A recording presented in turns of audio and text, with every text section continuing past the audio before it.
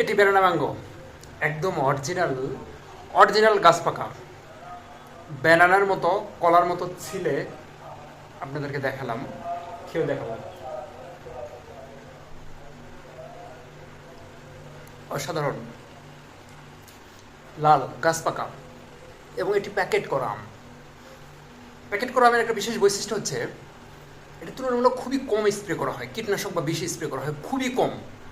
আর packet ছাড়াগুলোতে ছত্রাক, bacteria, পোকা মাকড় বিভিন্ন প্রতিরোধে সবসময় স্প্রে করা হয়।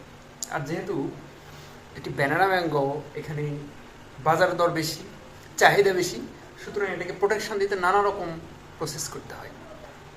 অসাধারণ। খেতে চাইলে কমেন্টে কৃষকের নাম্বার দেওয়া আছে, আপনি যোগাযোগ করতে পারবেন। এবং এই ব্যানানার খাওয়া শেষে বীজ বা আটি দেন অতি পাতলা, দেখেন এটা ভালো করে একটু দেখেন কত পাতলা।